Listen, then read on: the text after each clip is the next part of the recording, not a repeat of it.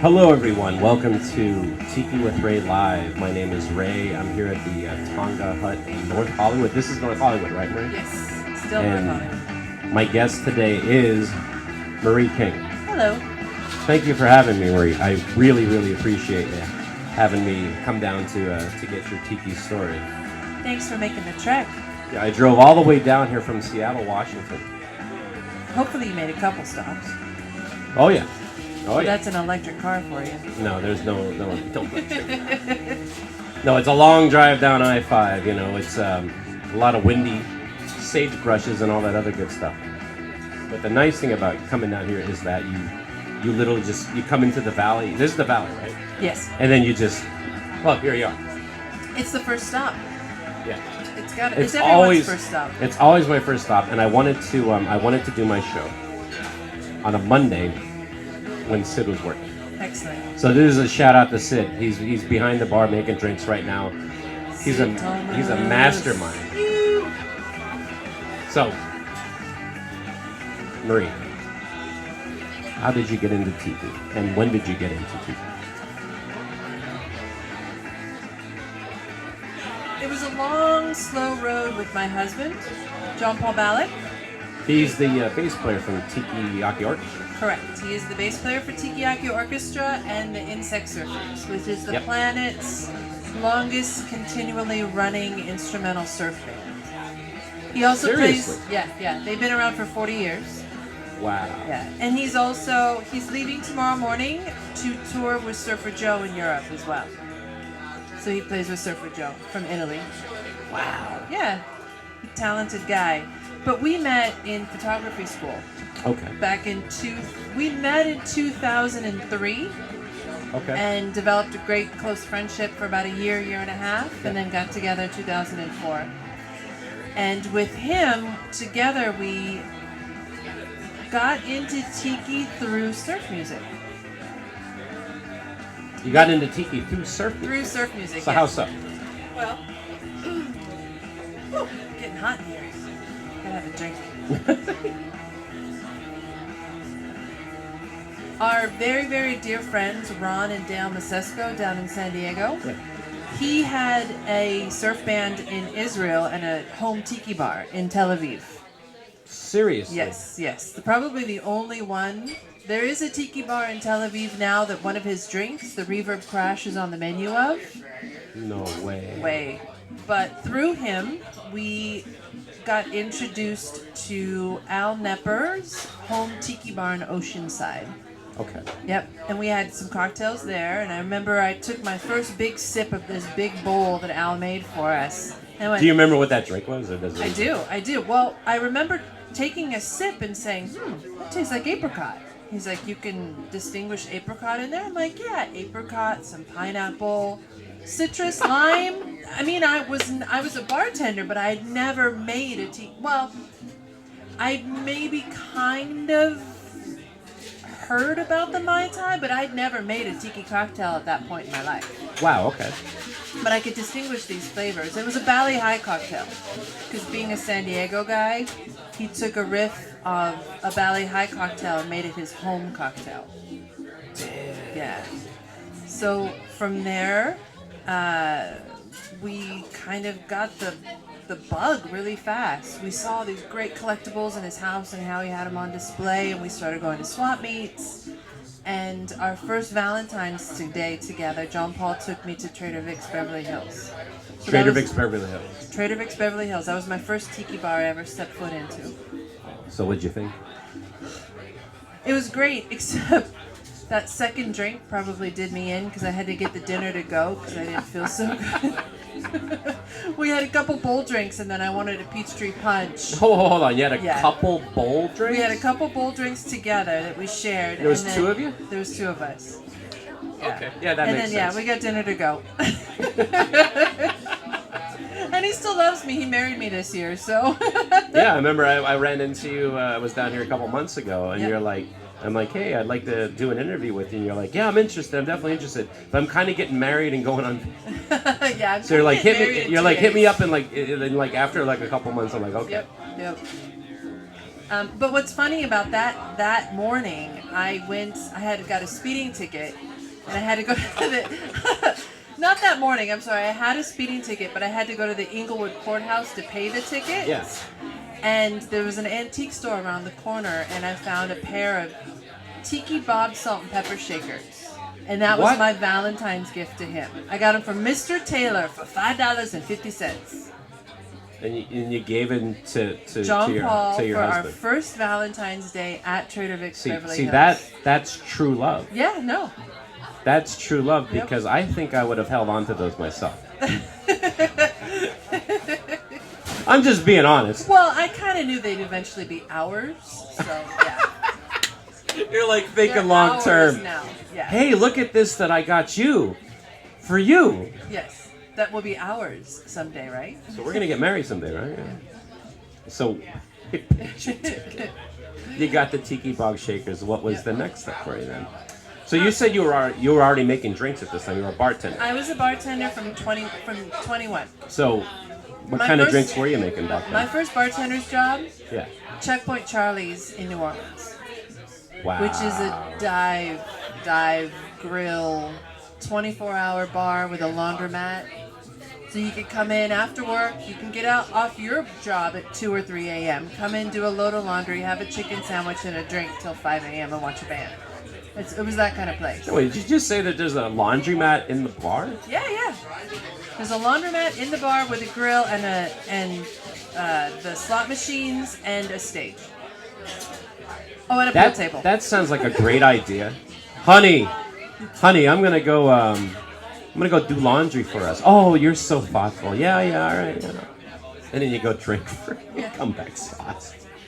So are you originally from LA. LA? I just moved out there when I was 21. Okay. But I was a bartender in LA, just, corporate restaurant type bar. Yeah. No, there was a few house cocktails that you jiggered for and measured, but when John Paul and I found the grog log, there was no turning back. Oh wow. So we got the grog log, we started making Mai Tais at home, and he contacted Nick Camara when the very first issue of Tiki magazine was coming out. Yes. And became their photo editor. So he was in every issue he had a hand in. Are you serious? Yep. No, wait, when did Tiki magazine come out? 2005?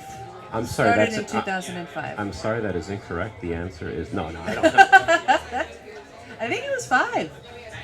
Oh my god. Yeah. And I think Nick lives up in Portland, right? No, Nick is in San Diego. Nick is in San Diego. Nick's Okay. in San cool. Diego. Oh, the people that took over the Tiki magazine were from Portland. They were helping. Yeah. Yes. I got you. Yeah. They took over in 2014. Well, that's how I found out about you. That's how I knew who you were. Was from Tiki magazine because there was a write-up on you. Oh yeah. Yeah. Nice. And here's the thing. So the very, very first time I came to the Tonga Hut was with a buddy of mine who's sitting right over there, Scott. Hey, Scott.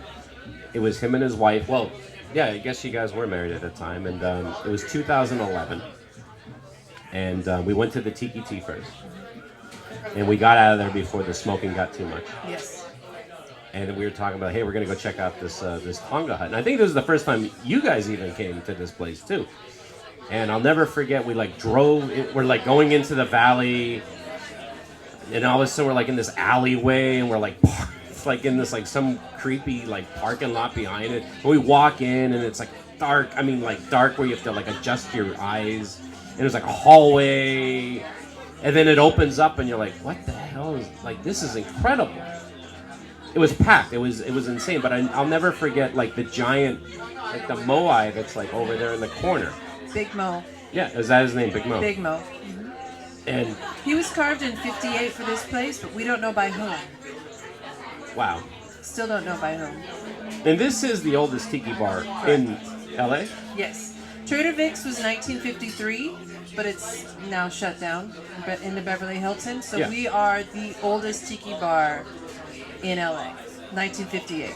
Wow. Our brother in the Tiki Tea, which Greg is here. Hi, Greg. Yeah, hey Greg, how you doing? Thanks for coming out. It's 1961. But they have more of a provenance, like a direct line. They've always been tiki. They've always made the cocktails. They've always done the Buin recipes. We went through the de-evolution of tiki here. Yeah, can you talk about that? Yeah. There were two brothers. Oh my gosh, why is it escaping me for a second? Well, let me ask you this right off the bat. Was the Tonga Hut originally like a tiki bar? Like it was a tiki bar? It is. It's always been the Tonga Hut. Okay, It it's has always always been- had this layout. Oh, really? Okay. Yes, it's not. Maybe 10% has changed. Oh, wow. Yeah. Okay. All right. So Edwin and Ace Libby worked at a restaurant over either on Sepulveda or Van Nuys that had a Polynesian tiki decor. Yeah. They decided they wanted to go into business for themselves. So this was a blank space, a brand new building. They hired an architect who came in with a stick and a piece of chalk at the end of the stick, and he literally drew the lines as you see them today. The bar, the fountains, the booths are all in the same spot that they've always been. The soffit, that drop ceiling over the bar, is all original. Both of the water features are original. Big Mo. Wow. Yep. And there's no reason to change it. I mean, it's perfect the way it is. No, the thing that I love about tiki bars is, there's always the idea of like, it's escapism. Right. The idea is like, No windows. No windows, and the idea is like you're being transported to like a tropical island. But for me, the escapism is a time machine. Yeah. Well, now, yeah. And what I like about this bar is when you walk in here, it doesn't feel like 2019. No. This feels like the 50s or the 60s. Yep. In 2005, Jeremy Fleener came in and bought the bar. Yes. So he's only the third group that's owned it. The brothers had it. Brothers passed away. They had a partner who took over. He passed away. His girlfriend took it over. Yeah. And then Jeremy bought it. So how did it devolve, or when did it devolve? Probably by the 70s. By the 70s? There was less and less people coming in here for tiki drinks and more for scotch and soda. By the 80s and 90s, it was definitely a beer bar with a lot of bikers. But It was a biker bar. It was a biker bar. It's always been a neighborhood place because if you notice, there's nothing else around here. It's all neighborhood. I mean, there's a Starbucks down the street. Starbucks now, yeah. Thanks for the sandwich. But it was you're welcome. So when Jeremy came in 2005, he said he pulled out 5 1980s era TVs. You know, the ones that were 2 feet deep with the 36-inch screen, but they had to be like a boat anchor. There was 5 of those in here. 5 of them? 5 of them. I don't even know where you would put them all. None of the water features were working. None of them. There was one of those golf games that had the wheel that you slapped and was super loud, and mounted to the bar were a couple of those video game card machine things. Like video poker and shit? Video poker, exactly. Man, you're really painting a bleak picture of what this place and was. And things were just falling apart, but he slowly, handily himself got the water features back working, put the bar back together, got rid of the TVs, got rid of the video games, and then in 2011 he got a partner, and in December of 2011 they really cleaned it up. They refreshed the bamboo that's behind the water features. They redid this seating area here. Yes. So we actually put the fireplace in, believe it or not, but it is era appropriate. When I think about the Tonga Hut, I think about this. Mm-hmm. In fact, there's a tiki mug that you guys make. The Malm fireplace mug, yeah. Beautiful. And then if you notice over the booths, we put these huts. Yep. And that's just kind of to make it a little more intimate. Oh, I love that. But what's my favorite thing in here, and they're not even lit up, are the tikis that are holding up the booths. Oh, wow. Are vintage. They're from an apartment complex that was in Playa del Rey from the 60s. Half of them are now in that new place. Max's South Seas. Max's South Seas. Yeah. A bunch of them are in our Palm Springs location, which we opened 5 years ago. Wow. Yeah. So things are moving up for us. So was there? So just as you said, the bones were always been here. Right. So then there was a like, hey, let's make this a tiki bar again. Right. So in 05, when Jeremy took over, Yeah. it became a cool punk rock sort of dive bar. okay, I like punk rock. Yeah, it was great. But the thing that was missing was the cocktails. Not all the bartenders were on the same page. Yeah. And there was a lot of regulars, and there was one bartender, Kelly, that worked here. They tried, but it wasn't uniform across all shifts. There was actually a bartender that would sabotage some of the drinks because he didn't want to have to make it. And they wouldn't Oh jigger. wow, really? Yeah. Because they didn't appreciate it. It was easier to make a vodka tonic and make your $1 than make a 13 ingredient drink and make $1. You know? That's absolutely true. And the thing I always think about, like, say you are a bartender or a mixologist. How do you go from making, like, say you do that, say you make craft cocktails, you're making tiki drinks where there's like several ingredients, right? And I can imagine, like, say that, all right, that's what I'm going to do. I work at a tiki bar. But I can imagine if you go to, like, a regular bar and now you're just, like, Yeah. or, like, and open up a can of, like, how would you, I think it'd be very, very hard to go back to, like, making drinks that have, like, several ingredients in it. Well, it's having pride in your job. Yeah. You know, like anybody can paint houses, but some people are better at it than others. Yep. You know, and if you really like your job and you like what you're doing, it doesn't matter what it is. You're going to take pride in it and you're going to do the best that you can do. Yeah. Hey gang, we'll get back to the tiki conversation here in just a second, but I want to let y'all know they have t-shirts for sale. They are screen printed in America. The artist is Tony Canepa, and they're going for $20 a piece, $25 including shipping. If you're interested in buying one, go to my website, tikiwithray.com, and then there's a tab that says buy a t-shirt. Click on there and just follow the prompts. So thank you very much. Now let's get back to the tiki conversation now. How did you interconnect with the Tonga Hut? Well, how I connected with actually learning how to make tiki drinks was again with John Paul, Tiki Magazine, issue 2. Nick reached out to us and said, I want to do a column with Jeff Berry, Beach Bum Berry. Yeah. Can you guys go over to his house and take some pictures of a drink? No. Oh, yeah, that's right. He used to live here. Yeah, he lived on Aloha Drive in Silverland. Yeah, that's not ironic at all. Aloha frickin' Drive. Hello. So you went over to his house? We went to his house, and it was a green lizard, the Tiki Tea green lizard, and there was just a blurb, just a little column in the second issue of Tiki Magazine. Yeah. But Jeff liked our work ethic. He liked our curiosity. He was starting to put pen to paper for Sip and Safari, and he asked John Paul if John Paul would take the photos. No way. So John Paul took the zombie picture of Jeff. And That's him. that's him. That's the picture that's on my app that I have. Oh yeah? Yeah, I have the That's old. our photo. I have the old school app on my Me too, iPhone me too. because I'm cheap. That's my husband's photo. And so Yeah, he's like dressed up like a zombie. yeah, Cass McClure did I thought that's how. See, before I knew anything, I thought that's how Beach Bunbury just looked. that mask is I in thought he had latitude 20. eczema. Yeah. A little scaly. Creature from the Black Lagoon. It's like, mask, he looks way better in person. It's in latitude 20. He's got the mask mounted behind the bar. So going to his pad, and like I said, John Paul and I met in photography school, so I was Yeah. assisting John Paul with the shoot, Yeah. adjusting the lights and doing the setup, but then going in the kitchen with Jeff Berry and making the drinks. So I learned about glassware and ice and technique. So you what you're telling me is you went to the bum's house, and he personally made you drinks. Not us. He made the drinks for Sip and Safari for the photo shoot. Oh, okay. But someone had to drink them, though, right?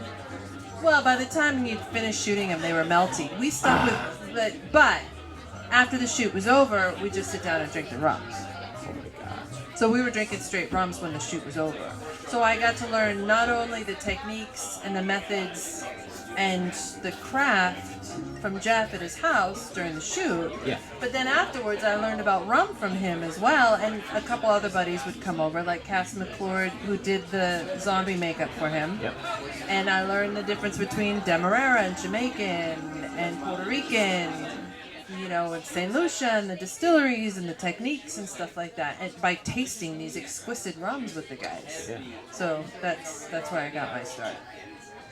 And then, but you had the drive to like, hey, I want to make these Well, yeah, cocktails. because I was already a bartender and I saw how cool it was to make these things. So my bar that I worked at allowed me Sunday nights. So I got like the Smokin' Menahoonies and a couple other little bands like that to play, and I'd bring in the passion fruit, or I'd make the stuff. But I could make 3 or 4 drinks. So I So would offer what them bar was drinks. that? It was called the Jolly. Well, at this time it was Buster's Beach House in Long Beach, Buster's in the Beach marina, House in Long in the Beach. marina, yeah. Okay. And from there, Sam's Seafood was right down the street. Oh, Sam Seafood. That became Don Beachcomber, right? Exactly. So when Don Beachcomber was opening in 2008 and they were looking for a bar manager, I was recommended for that position.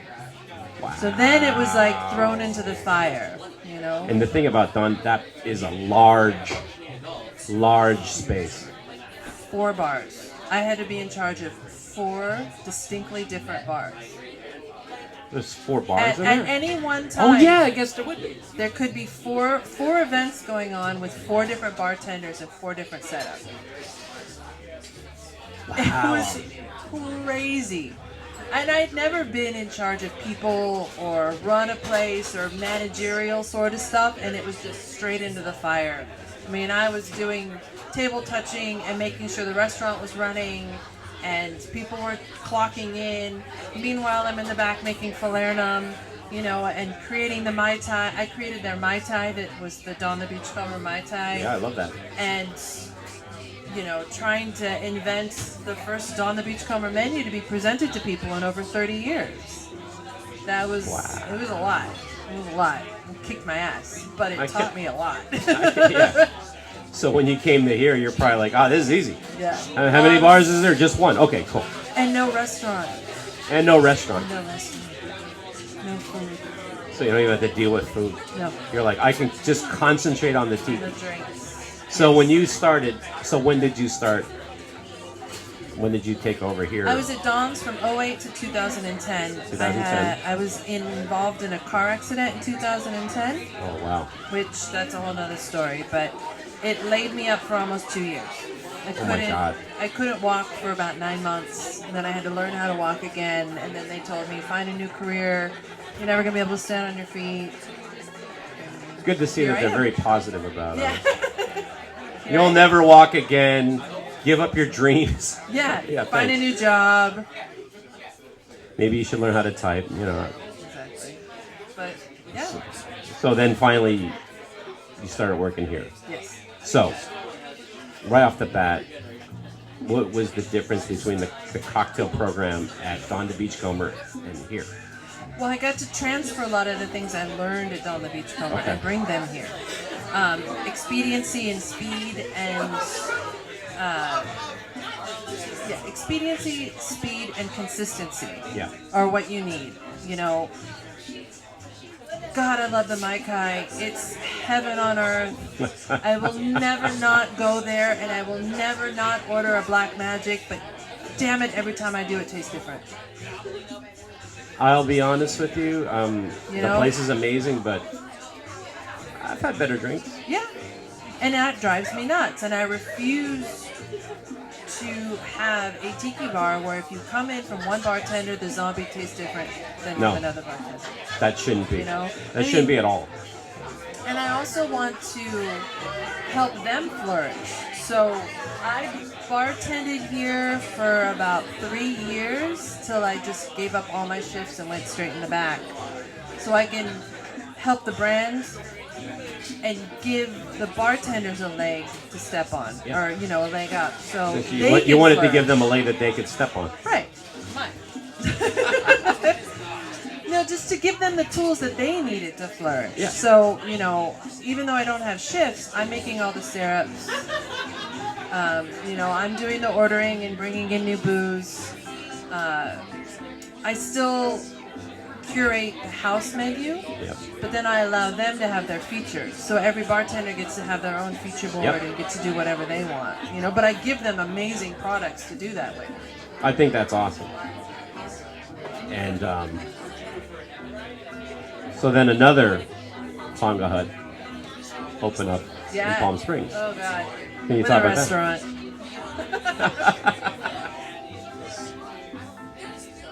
So we had a partner that lived out in Palm Springs, and she wanted to have a location close to her.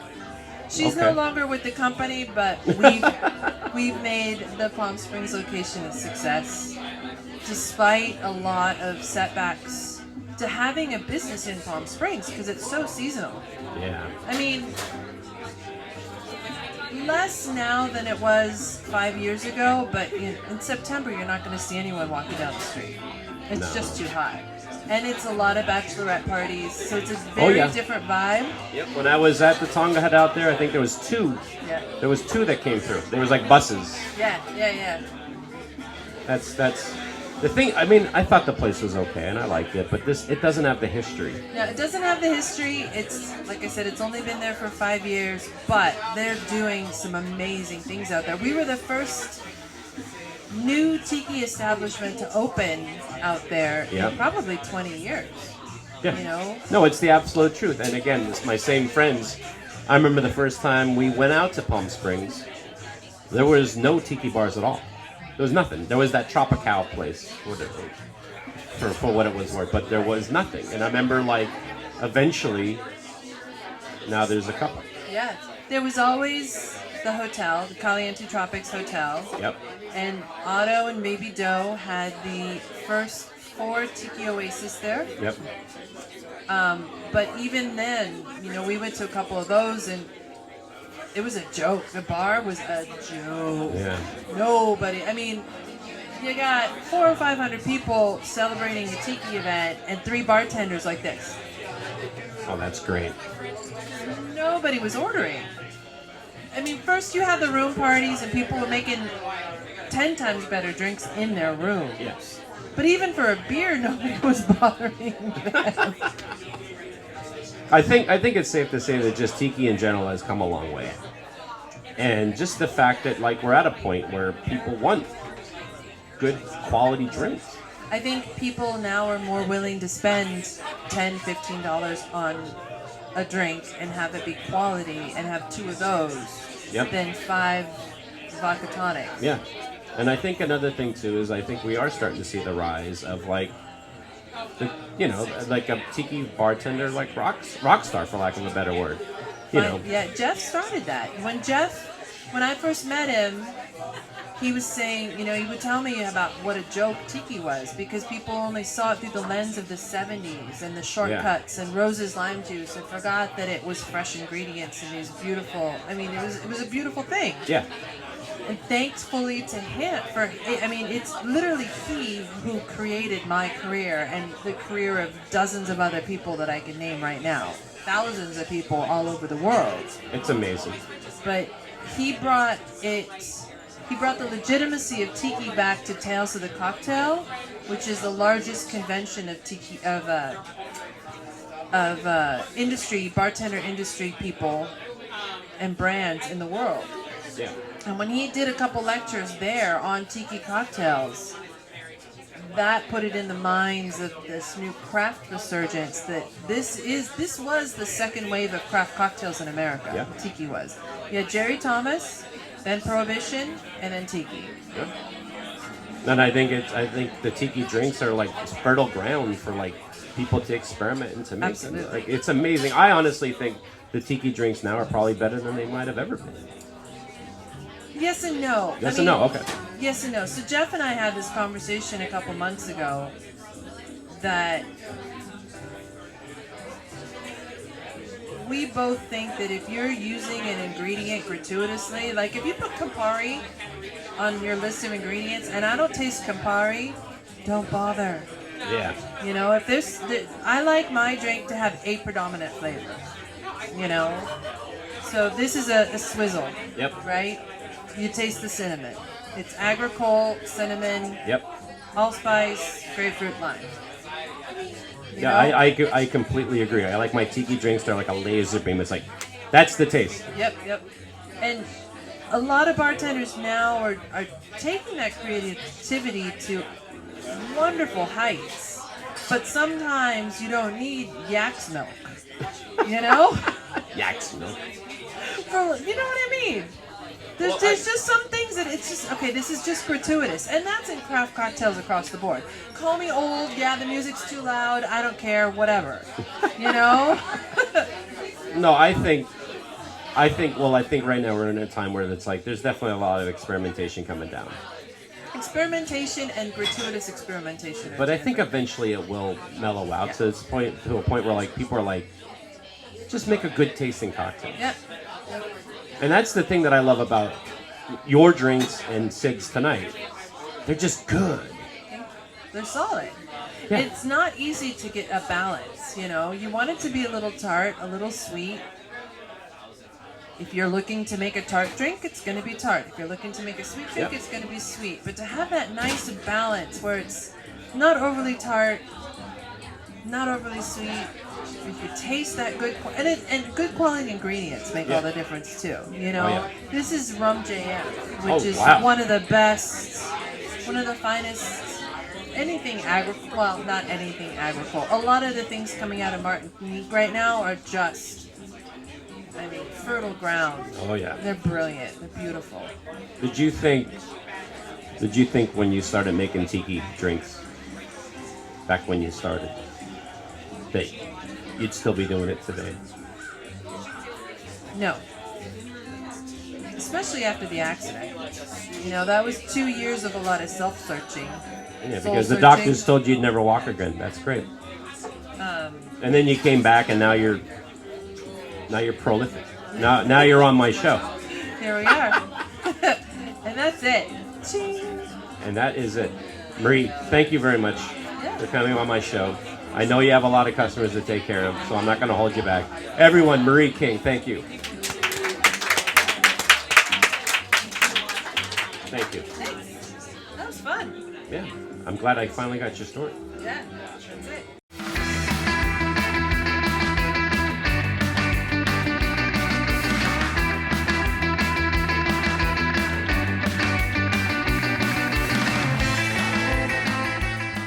Hey gang, this is Tiki with Ray, and I just want to say thank you very much for checking out my video. I hope you enjoyed it. And if you want to see more episodes, click on the subscribe button.